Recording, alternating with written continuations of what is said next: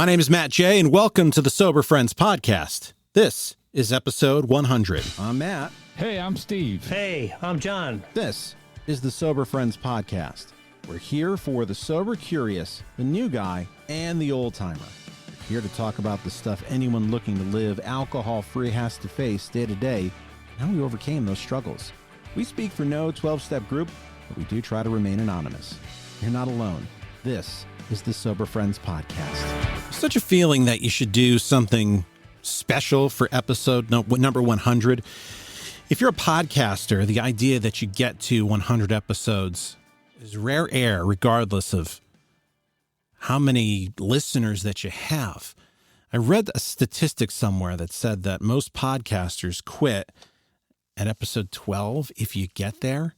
If you even get to episode 12, that's a success. If you get to episode 100, regardless of your listeners, you are in rare air. And Steve, John, and I are so appreciative that you bring us into your ears every single week. Now, with that said, my buddy Jill, who does the Sober Powered podcast, asked me, 100 episodes, what are you doing special? And I thought about it and I procrastinated.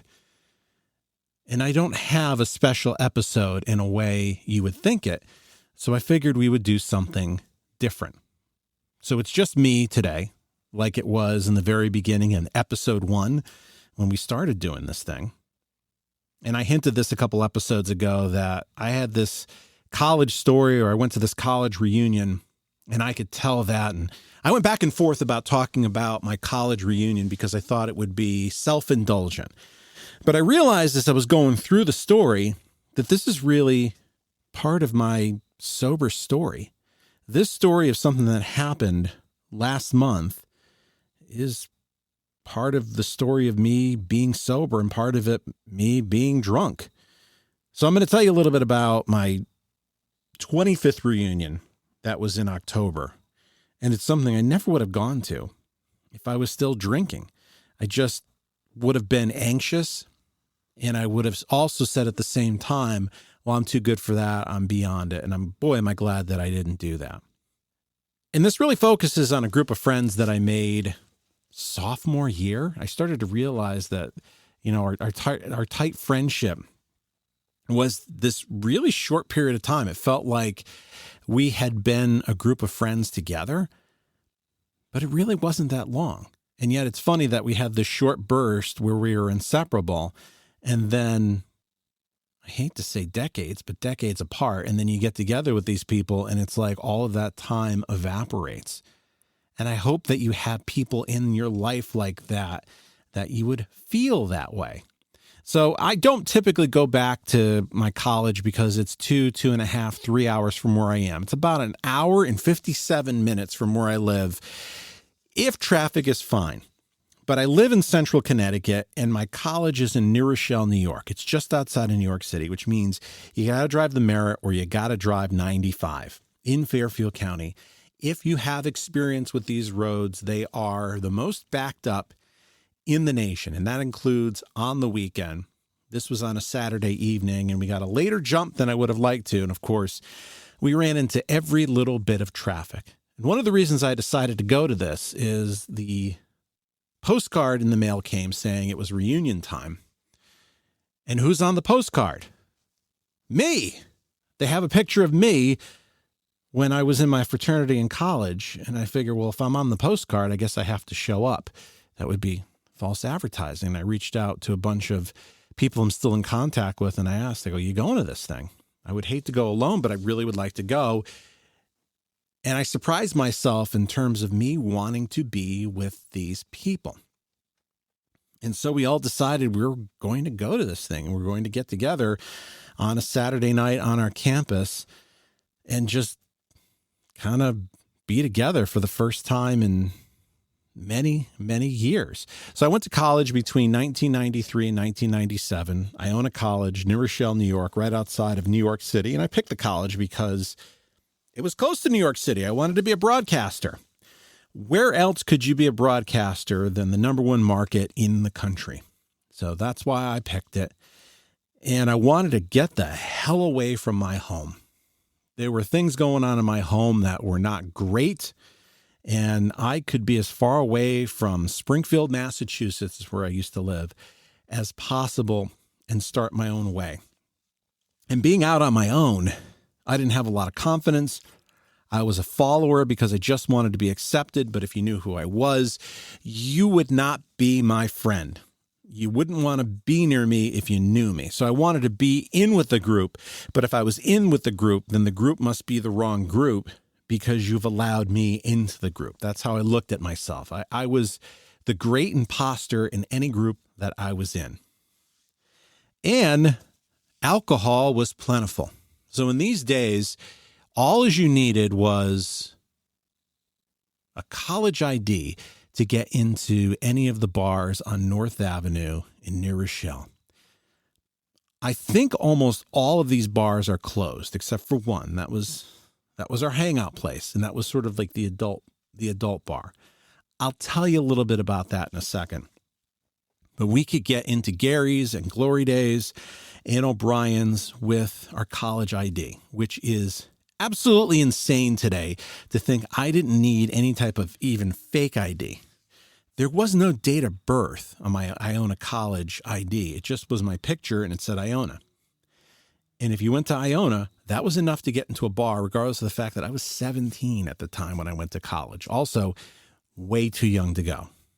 I should have waited a year to go to kindergarten, but my mom said, Matthew, you're just so smart. You're just such a smart boy. You need to go to school. I needed another year to mature.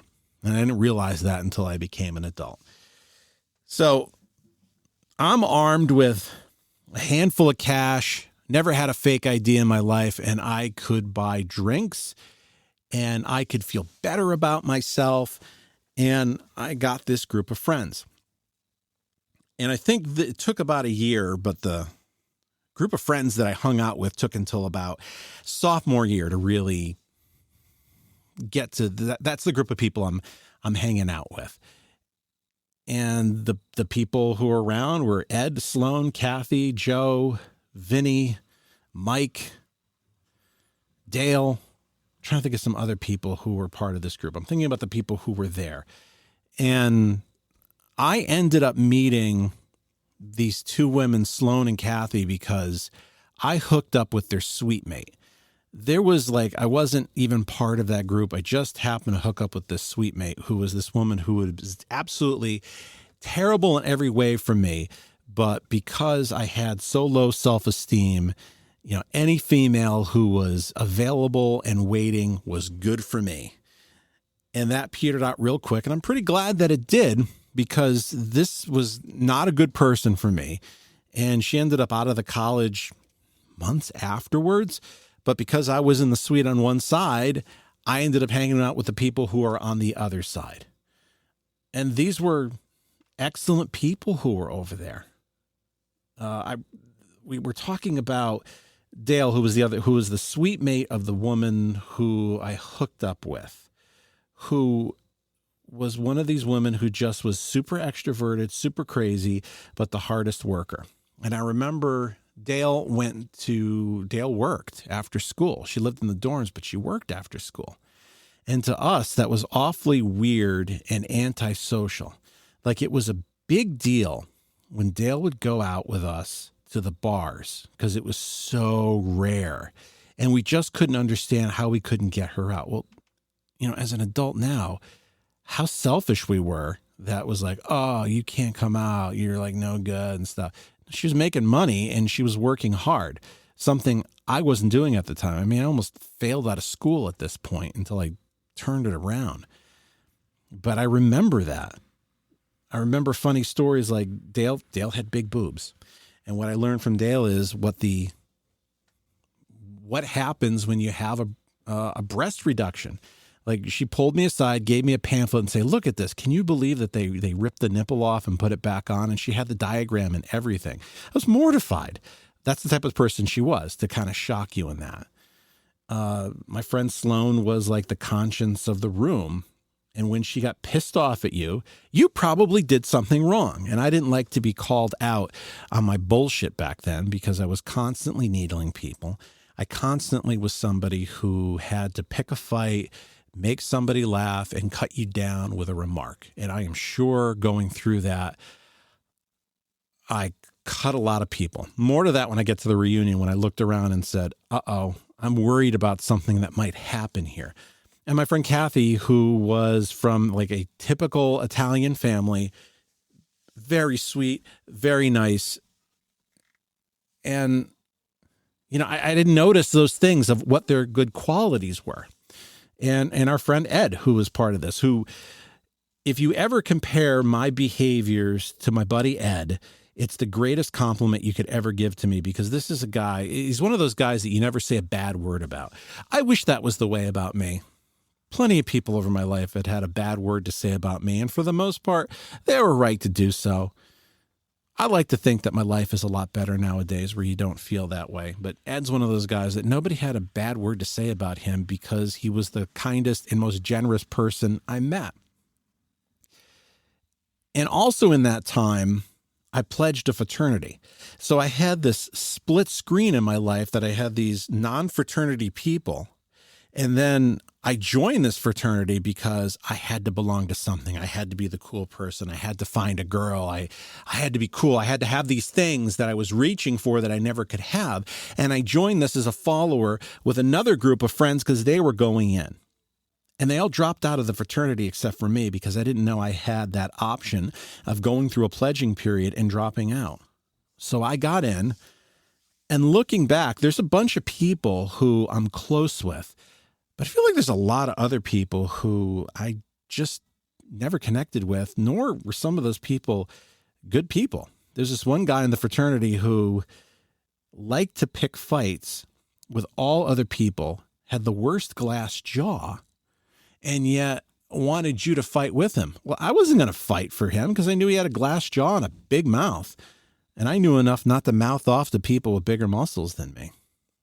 So we get to the reunion, we're a half hour late, and somebody actually cared enough to message me saying, are you actually coming here? So I showed up, I look around, and there's all these people, and you see the flicker in their faces of what they used to look like, but 25 years later. And some people looked exactly the same. Other people had a lot less hair than they had. I got to tell you, one of the things I'm most proud about, I got most of my hair. That's one thing I got. I mean, it's not something that makes you a great person, but I got most of my hair. And I didn't think that was going to happen when I was in college, so good for me. And it was great to see people. And even after like 25 years, you see some of these people, and they haven't changed. And I say that not in a way of like they haven't had families and stuff, but I talk to some of these people, and like the personality traits, the dominant traits of the leader, the dominant person, somebody more submissive, the listener, those things haven't changed, and you can pick up on that. And I looked around at like, I saw Dale, who in my mind didn't look a goddamn thing different than in college, and was still like the same extroverted, inappropriate way, which always makes me laugh. And I had to pull her aside. I'm like, I didn't say the alcoholic in me, but it's like the alcoholic in me is looking around this room at people I knew, and I'm like, did I say something to somebody at one time where a slap in the face is going to happen here? And that was a legit concern of mine, that somebody's going to say, yeah, you were a real dick that one time back in like 1996 when we were at O'Brien's and you had too much to drink. Because I had enough cutting words for people that would have been appropriate to me. And I was ready to take a slap on the face if it was coming my way. Because anybody's going to slap me in the face or punch me, I probably deserved it at that time. And she looked at me, she's like, what the hell are you talking about? She goes, I don't think you're going to be in that position. So it made me feel better. And it was nice to share the college with my wife, because my wife didn't go to school with me. I met her afterwards, and she got to see around. Now, if you went to college in the 90s, I'm sure you have this as the case, is there was a lot of building and a lot of donation in the good times, that in many ways, this campus it's not recognizable from the way I went there. I often say that the place was kind of grimy, and now it's the type of place that would never accept me. And the place was beautiful. I mean, I've worked in offices that were modern offices that don't look as nice and beautiful as this place went. I mean, I got screwed. If my kids ever go there, they're going to have a totally different experience than I did. We had a diner. We were lucky to have had a CVS, and now they have like a wine bar there, and they have a Starbucks. I mean, it is, and the meal cards. The meal cards there, you can go to restaurants and they take the meal card. We had the crappy cafeteria. I mean, you just had to suck down food. It was awful. And sometimes that awfulness was the things that bring people together. And I thought with this group of people, I was running away from them because I was accepted in this group and they were real people, and I wanted to be with who I thought the cool people were, who really weren't the right people for me. And I drank a lot because of it, because to fit in, I had to suck down the booze. Now, don't get me wrong. I was looking for booze any which way. But I was chasing that. And when we were meeting at the college reunion, they were saying things like, I never understood how you were in a fraternity. It just doesn't seem like you. And I'm like, you know what? You're right. It doesn't seem like me. Proud story. A friend of mine, Stephanie, was this goth girl when we were in the dorms, and she didn't say boo to anybody. And it wasn't just you don't talk to her because she doesn't say boo. It was you look at her face and it's like, get the F away from me. It was like that there was a walnut shell there that wasn't real. My buddy Stephanie, who was the goth girl, is in a C-level position reporting to a CEO at this point in a big company.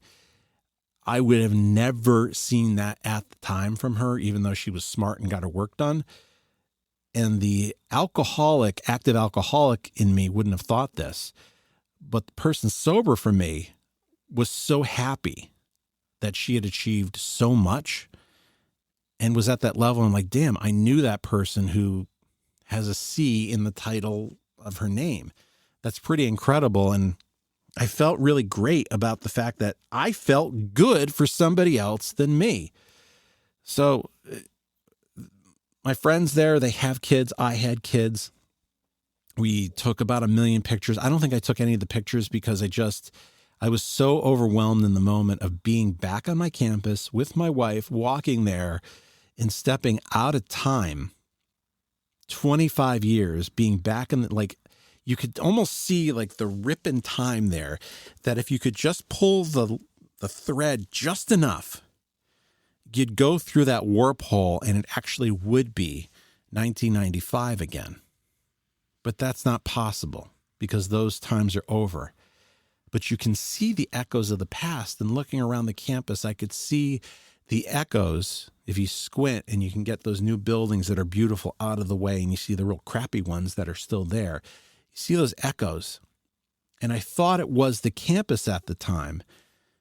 And the drunk in me didn't realize it really was the people. It wasn't what you're chasing after. It's what you have now, what you have already. And back in the 90s, I didn't know what I had already. And I realized at this 25th reunion, I had a lot. I had these really amazing people who liked me for me, who allowed me to be around them. And in many ways, I ran away from that. Most of these people live closer to me than I would from that campus. So I have to get together with these people and drive an hour longer than they actually live. They live 40 minutes away from me. There's no reason I can't see them on a regular basis. But I don't do that. And I think a lot of that in me is I'm afraid even now to get close to people. How am I going to drive 45 minutes away to see these people who live in the same damn state that I live in? And they're only going to want to see me in the context of college. That's just how I feel sometimes. I still have that.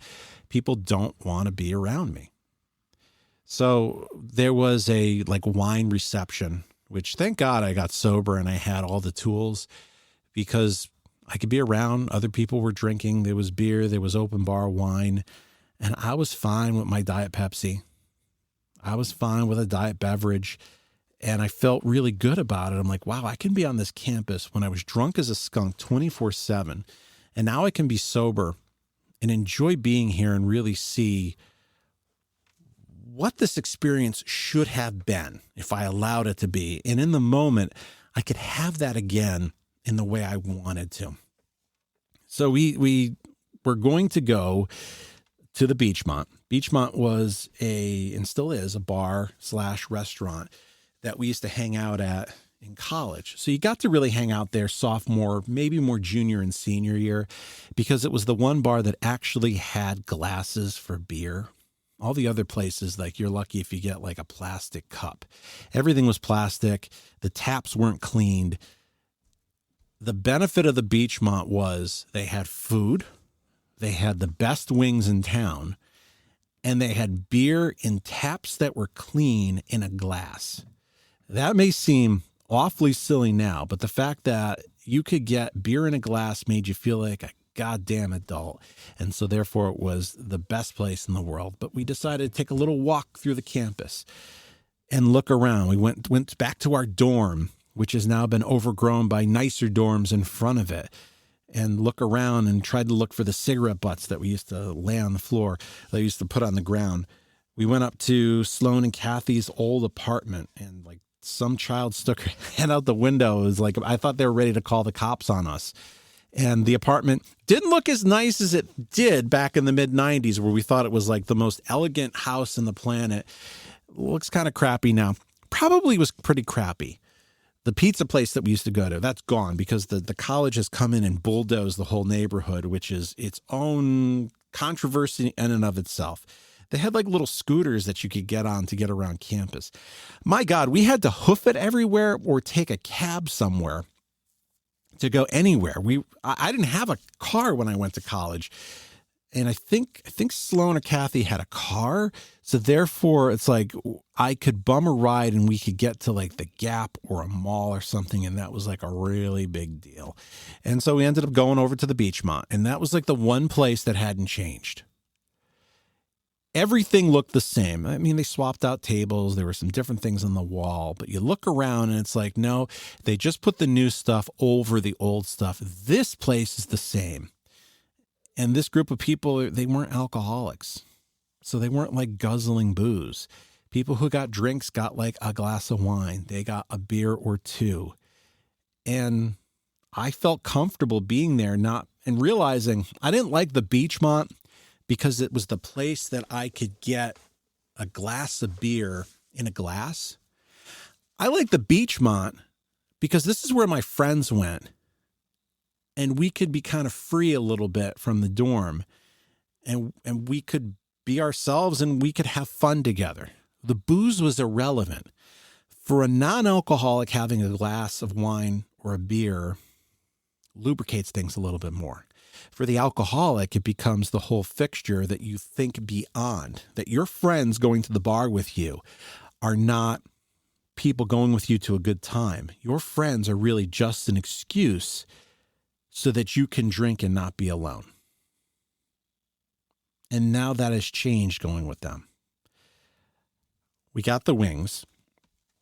I was very concerned about getting the wings because in my mind, remembering it, the wings were like the greatest wings I ever had. And when you go back to the past, it's like, it's not as good as you really thought it was. But I decided to have the wings.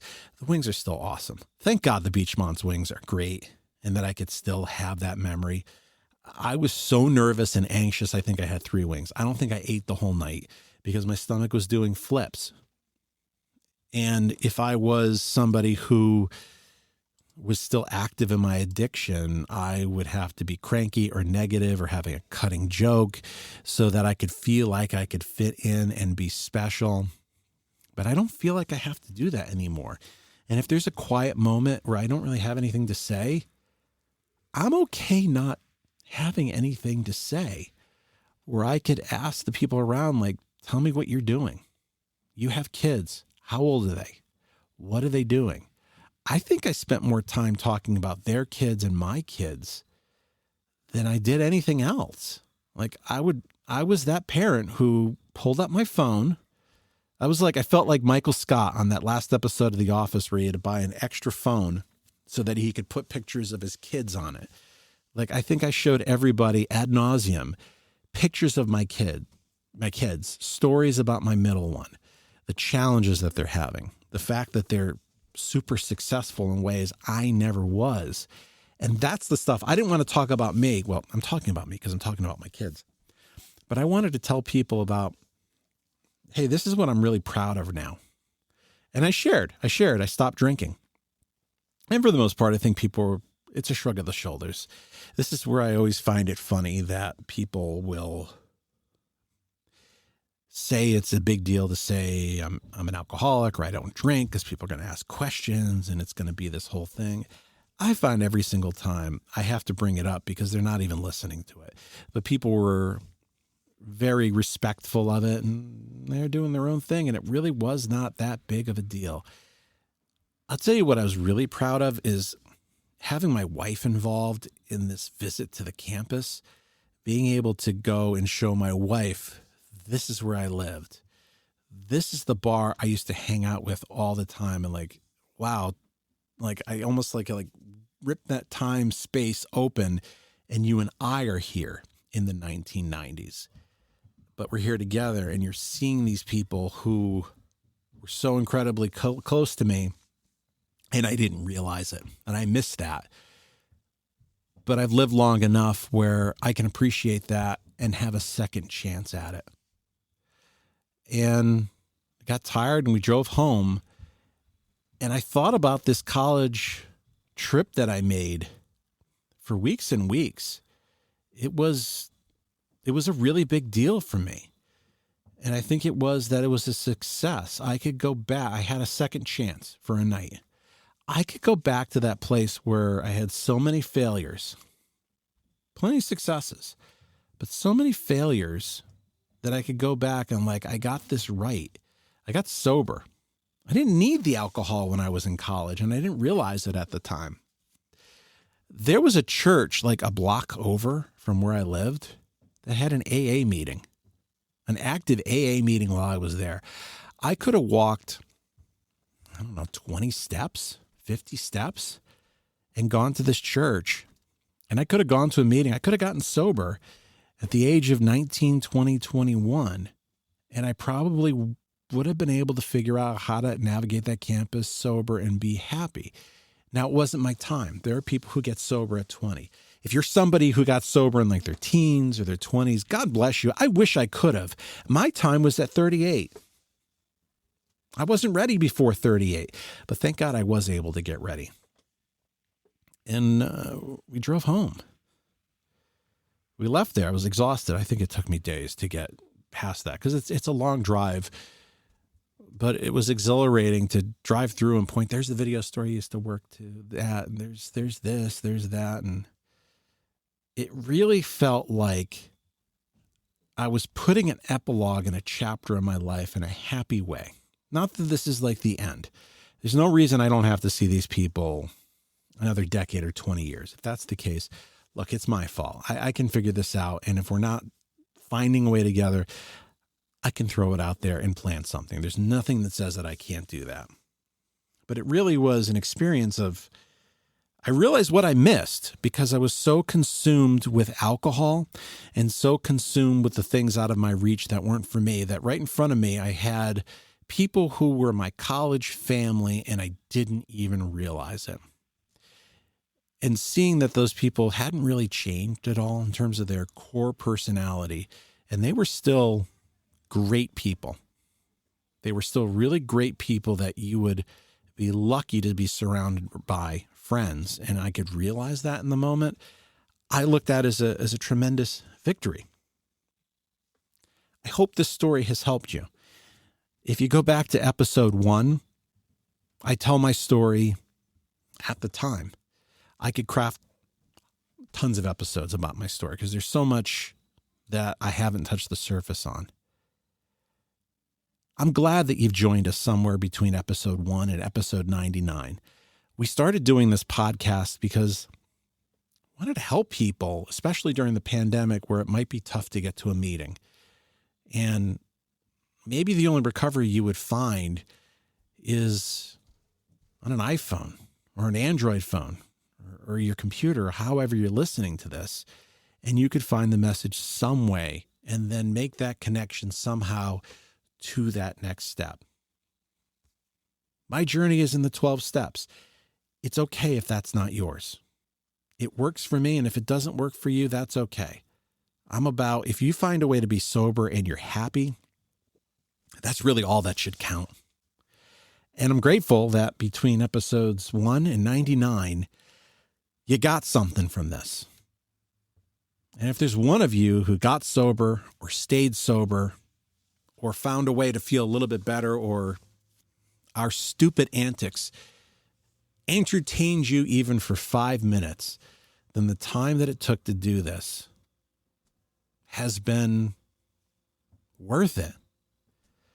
If I look at my college friends of 2022 now, the people I've met like Mark S.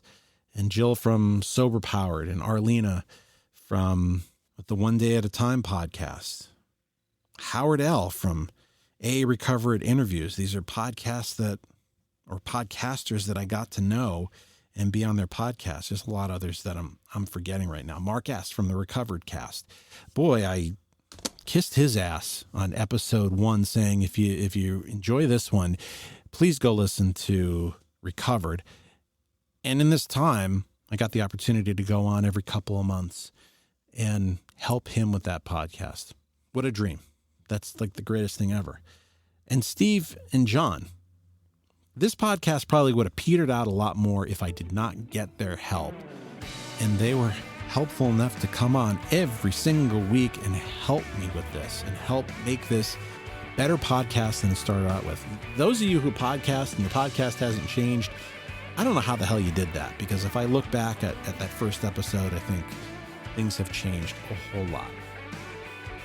I hope you've enjoyed the first 100 podcasts. God willing, we'll be going through episode 200, 500, 1,000. Thanks for listening to my story.